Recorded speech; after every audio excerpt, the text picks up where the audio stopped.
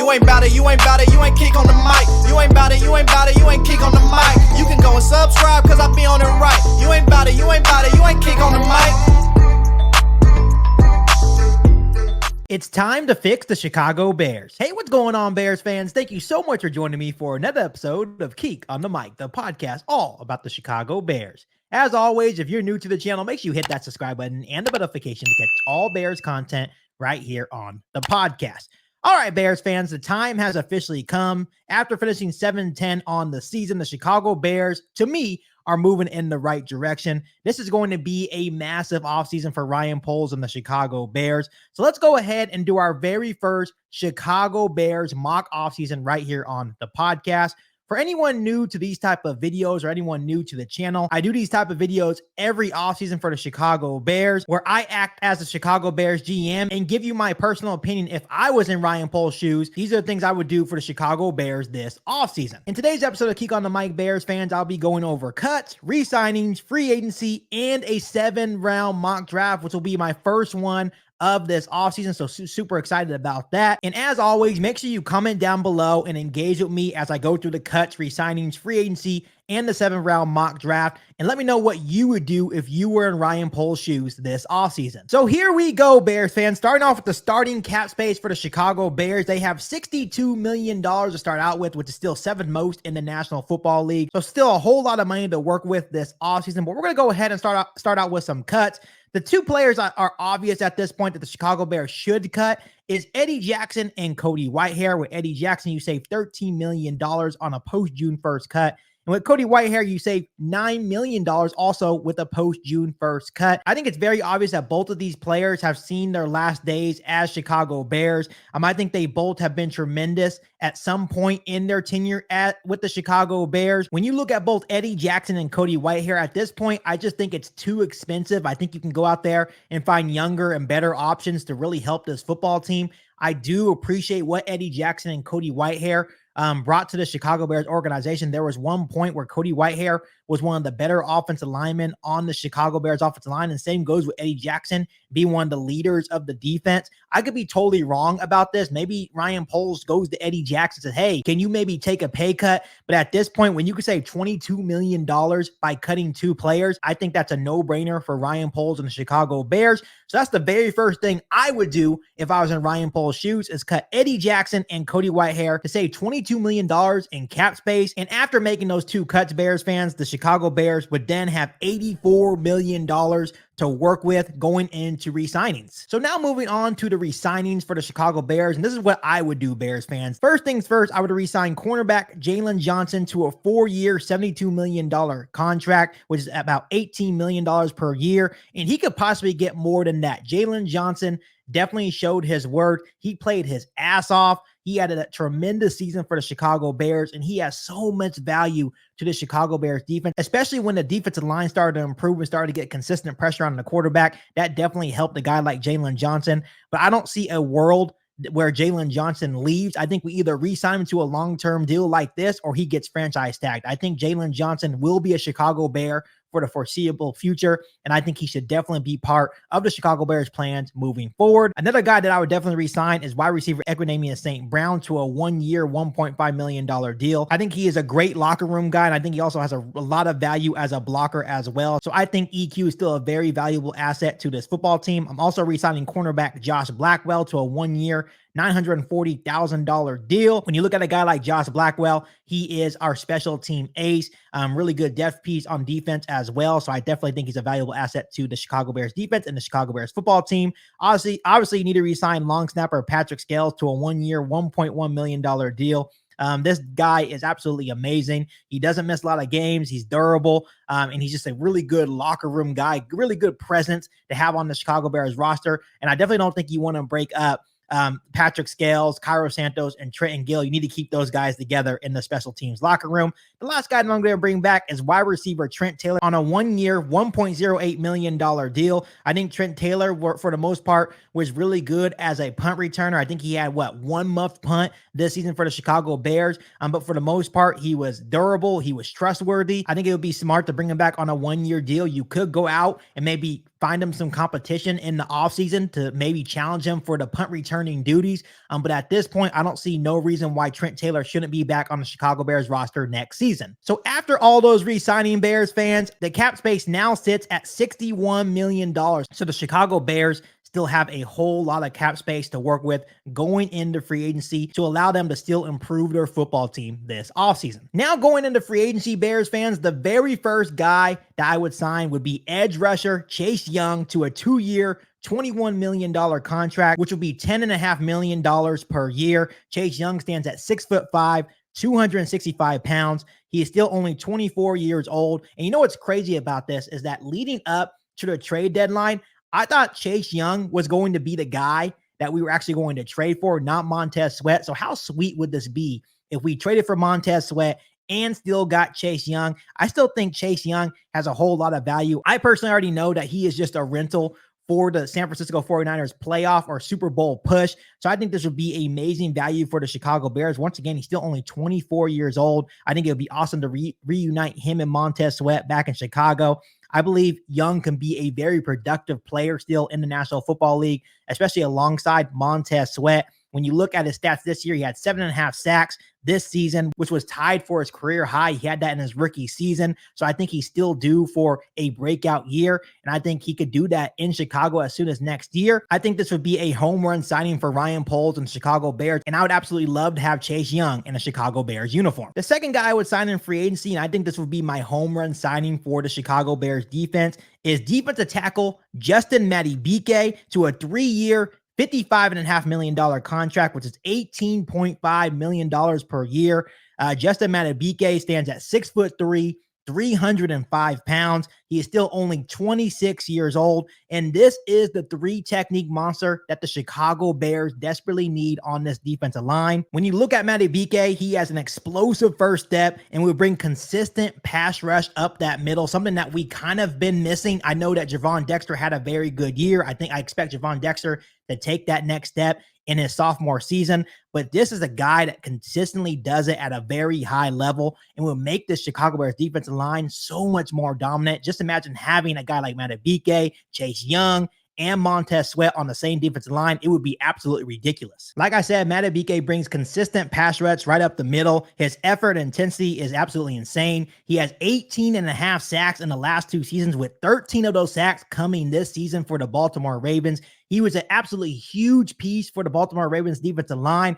I really hope that the Baltimore Ravens do not franchise tag him or re-sign him to a long-term deal, because I would absolutely love to have him in Chicago to make our defensive line that much better. The next guy I would sign in free agency is wide receiver Curtis Samuel to a 2-year, $10 million deal, which is $5 million per year. He stands at 5'11", 194 pounds. I believe that Curtis Samuel would be a really good wide receiver 3 for the Chicago Bears. When you look at him, he's only 27 years old. I feel that Samuel has good speed, good ball skills, athleticism. I feel like he would bring really good production to the Chicago Bears. I do want to mention that we would also reunite him and DJ Moore. They have a really good relationship dating back their time with the Carolina Panthers. So that would be really cool to see. But when you look at a guy like Curtis Samuel, he's just productive and he's consistent. He has 60 plus catches, 4 touchdowns, and over 600 yards receiving in back-to-back seasons. So you look at a guy in back-to-back season has been absolutely productive. And I think that's something that we need in our wide receiver 3 moving forward. And I think this would be a perfect option for the Chicago Bears. The last guy I would sign in free agency is center Connor Williams to a 1-year, $6 million deal. Connor Williams is 6'5", 313 pounds.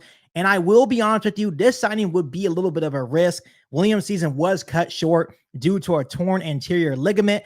So it would be a little bit of a risk, but I think Williams will be an absolute upgrade to the centers that we currently have on the roster. I said it then, and I'll say it again. I'll say it until I'm blue in the face. We cannot go into next season without upgrading the center position. I'm fine with everyone else on the offensive line, but center has to be upgraded going into the next season. And I think Connor Williams, even with his injury history and the injury that he's coming back from, I think he'd still be an upgrade over Lucas Patrick. He would be the best center we've had in a really long time, and he would be a major upgrade to the Chicago Bears offensive line. Connor Williams is only 27 years old, and I would absolutely take the risk. Even though he does have a little bit of injury history, I think it would be an upgrade for the Chicago Bears offensive line. So after spending a little bit of money in free agency for the Chicago Bears, we now sit at $21 million in cap space going into the 2024 NFL draft. So here we go, Bears fans. Now going into the 2024 NFL draft in the Chicago Bears mock offseason video. I know the biggest question mark going into this year's offseason and going into the NFL draft is,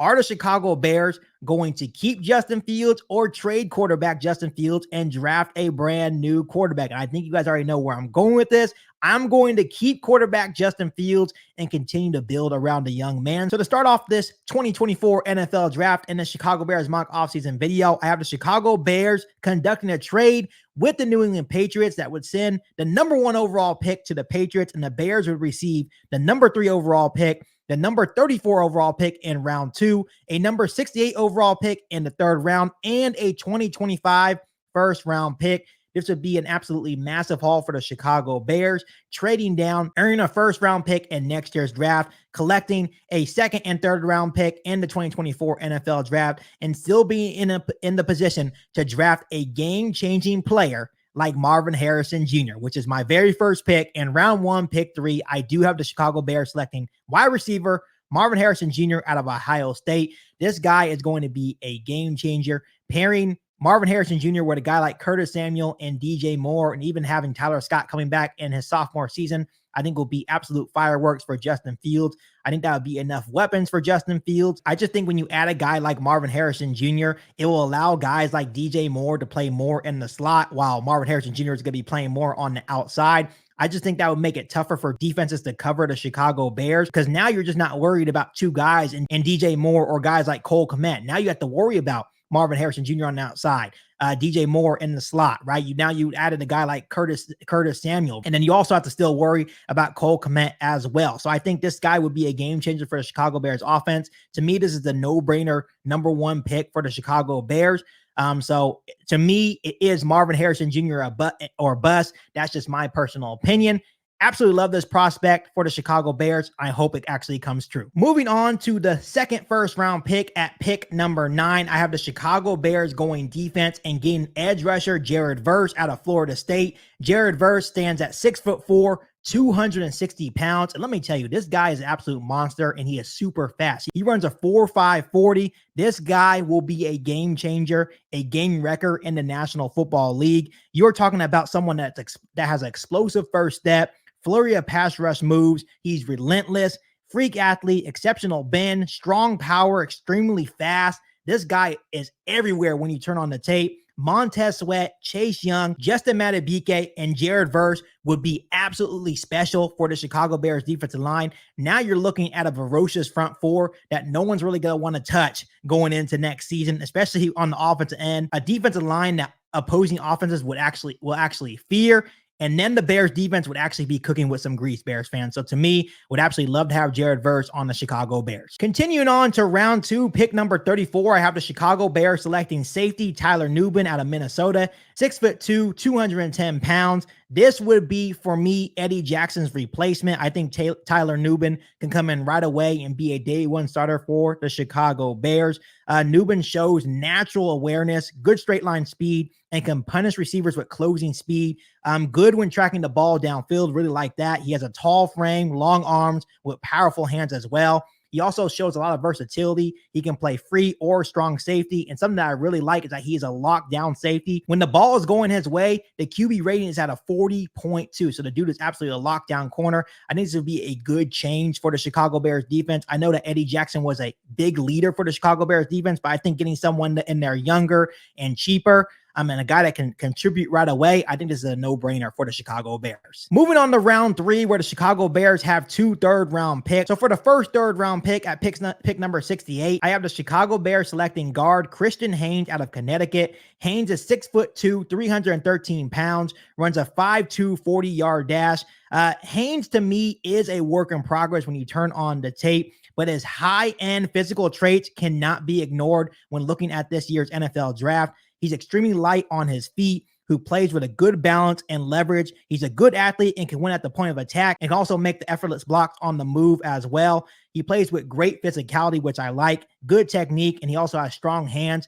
When I look at a guy like Christian Haynes, I'm still not completely sold on Nate Davis. I still think Nate Davis was a good signing by Ryan Poles, but I just need to see a little bit more. I think if we can develop Christian Haynes in the right way, this eventually would be Nate Davis's replacement. I think this would be the perfect player to bring in a good backup behind Nate Davis and Christian Haynes. So I would really love this pick for the Chicago Bears. Moving on to the second round 3 pick at pick number 75, I have the Chicago Bears once again addressing the center position with center Cedric Van Pran out of Georgia. Van Pran is 6'4", 310 pounds, also runs a 5'2", 40-yard dash.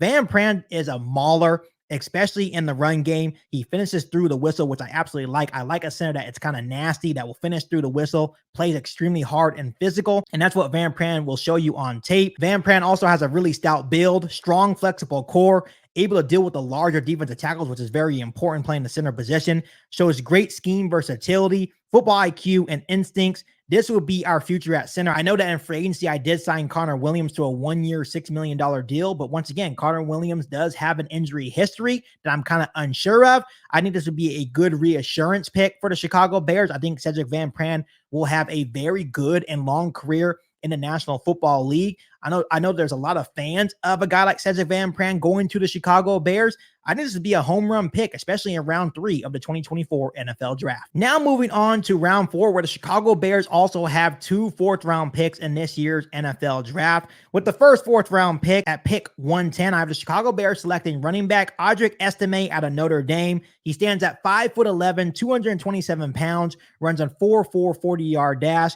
And this is a player that you can really call a workhorse. When you turn on the Notre Dame tape, and I'm a big Notre Dame fan, watch a lot of Notre Dame football, absolutely love this guy. This guy was a workhorse back for the Notre Dame Fighting Irish offense all season long. He's a quick, smooth athlete with good footwork and sharp cuts, good patience and vision with natural running instincts.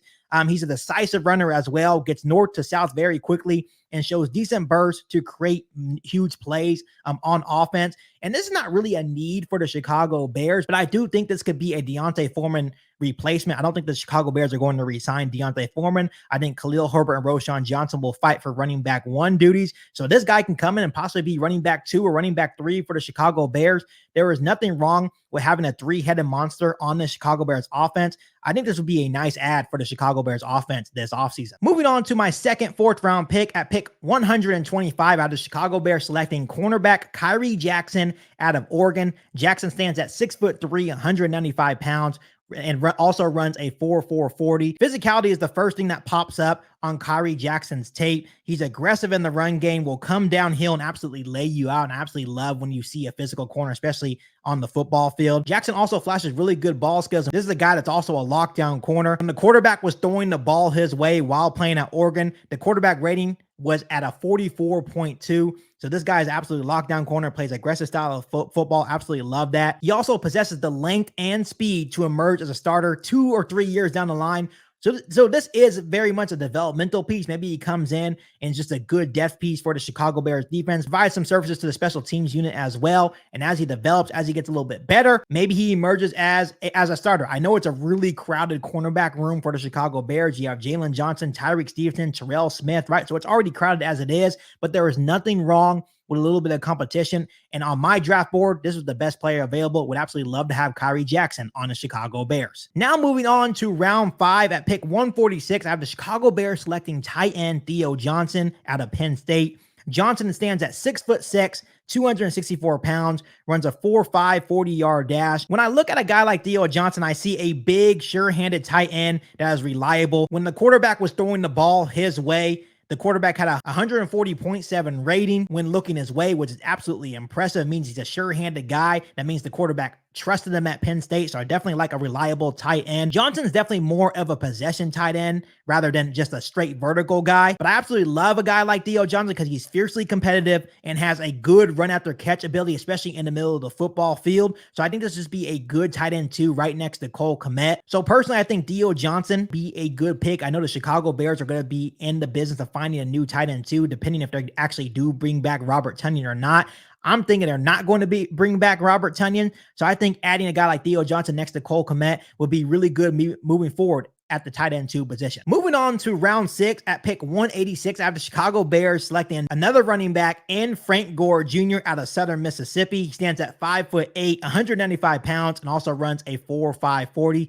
Yes, this is the son of Frank Gore. I think that's one of the reasons why I picked him, just because of the name. But this is a guy that is also considered a workhorse back, but also provides pretty good versatility out of the backfield as a pass catcher as well, which I like it. So it's kind of like that change of pace type of back. I'm not sure if he would come in and compete for anything, but once again, there's nothing wrong with a little bit of competition. Maybe he comes in and provides some really good special teams help. Maybe he comes in and becomes one of the punt returners or kick returners as well. I just felt like in round 6 at pick 186, this is a really good ad for the Chicago Bears moving forward. I know a lot of people are going to say, well, Keek, why do we need another running back? Obviously, we technically don't. We didn't need one when I picked Audric Estime out of Notre Dame, but I think when you see a good running back, you have to take the opportunity, just take them, because you can never have enough good running backs on your roster, just in case of injuries or something like that. So I think Frank Gore Jr. would be a really good ad in round 6 for the Chicago Bears. And with my final pick in round 7 at pick 232, I have the Chicago Bears selecting linebacker Jason Henderson out of Old Dominion. Henderson stands at 6'1",